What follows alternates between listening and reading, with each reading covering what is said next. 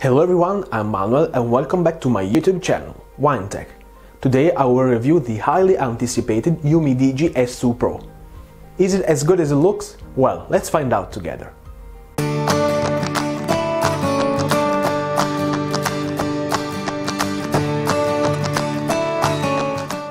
Okay, let's talk about specification first. The phone comes with the MediaTek Helio P25, an octa-core at 2.4 GHz, 6 GB of RAM, 128 GB of internal storage, of which roughly 109 available, and dual SIM. It's expandable with an SD card up to 256 GB by giving up the second SIM slot. You can either have two SIMs or one SIM and one microSD. And the SD card can also be used as internal storage, and the phone supports OTG. Aesthetically speaking, the phone looks absolutely beautiful. The design is similar to the Samsung S8, but it has a nice feature. We have a metal back, which makes the phone slippery, and therefore is provided with a back cover. On the top we have plastic band, here for the antenna, we have a microphone, we have two cameras, Sony camera, a dual tone flashlight and the fingerprint sensor. Here also on the lower end we have another plastic band for the antenna. Let's go back. On the front we have the notification LED inside the top speaker. We have the front-facing camera, the proximity sensor right here, proximity sensor and light sensor, and here we have the flashlight. The phone also has the Face ID, which unlocks the phone by just looking at it, and I have to say it's pretty accurate and faster than unlocking the phone with the fingerprint scanner. Let me just show you how long it takes for the fingerprint scanner. Okay, as you can see, and try again. It takes around one second to unlock, but with the Face ID, let's try again. Yeah, it's much faster. The display is a 6 inches Full HD Plus with an 18:9 ratio. The colors are nice and vibrant, also thanks to the mirror vision technology.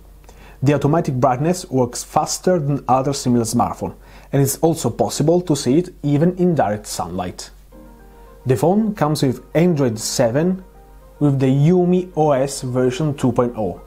It has a launcher, notification center and menu inspired by the Samsung series, and I have to admit I like this one much more than the regular standard one. As you can see, it's very similar to the Samsung ones. It comes with also a few additional features for power and efficiency, such as different battery saving profiles, which we can see here in the battery.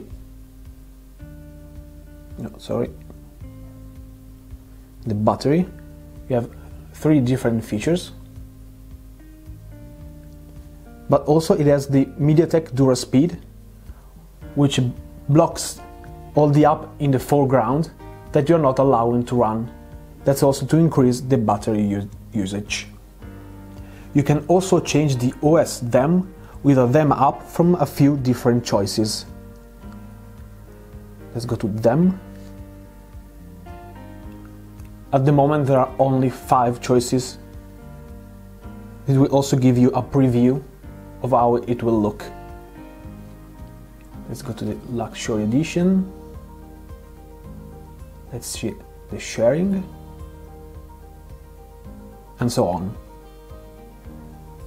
It also offers a speed up icon in order to close all the apps and erase all the temporary files. Let's see it together.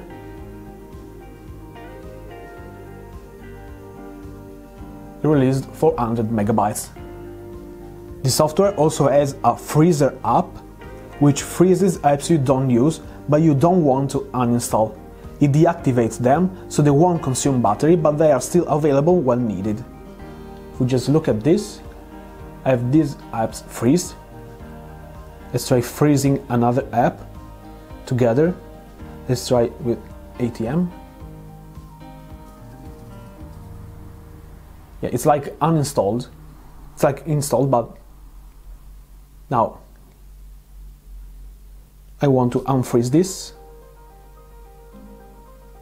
Unfreeze. Now it's available to use.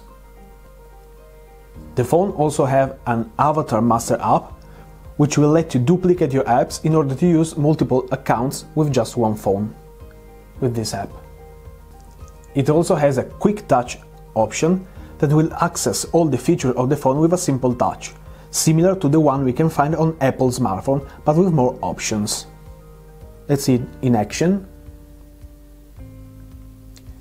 And we have it right here. Let's go back.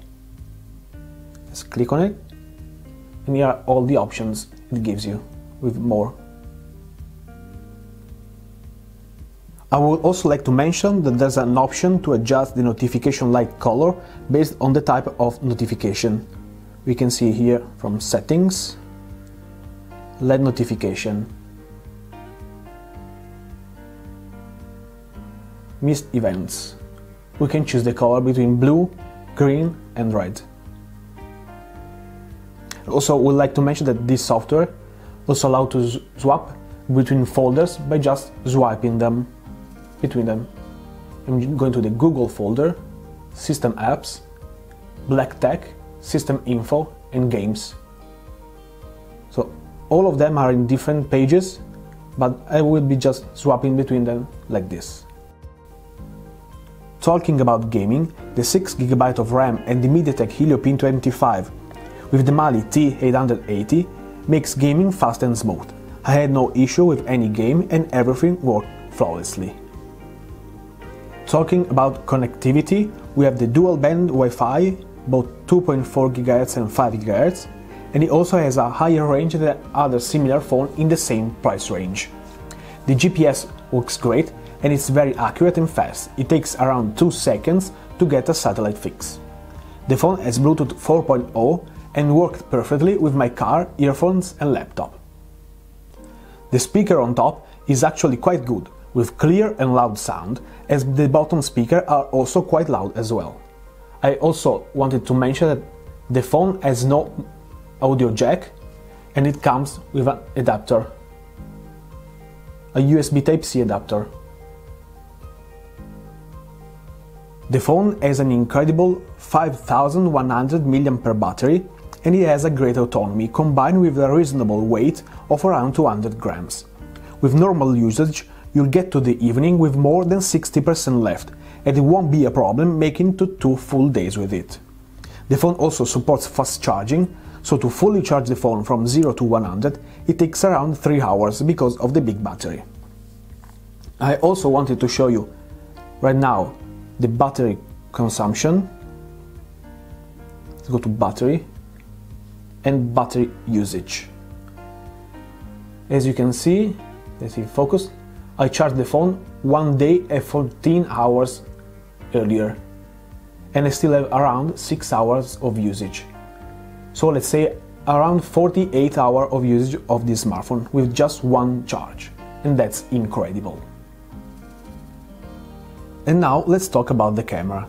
On the back we have a 13 megapixel Sony sensor IMX258 with a dual tone flashlight and a secondary 5 megapixel one, while on the front we have a 16 megapixel camera and the front flashlight.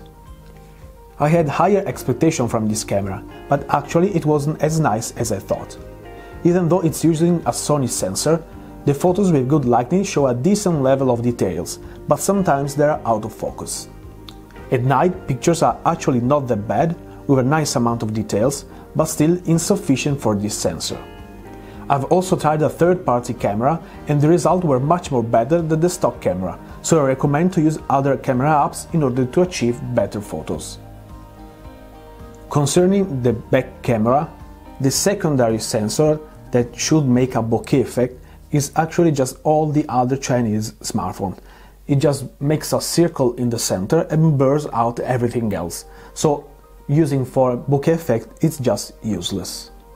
The front camera takes decent pictures with good lighting, but it's actually not that bad with low lighting as well, whereas the front flashlight only works enough to light up close objects, but still a useful addition. And here we have an example of video recording. This is a sample of video recording.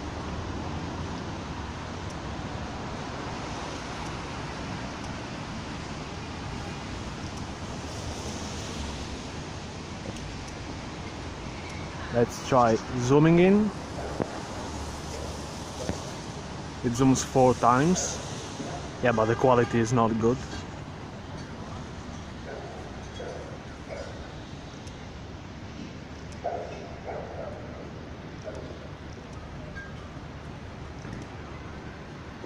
I'll let you have a tour.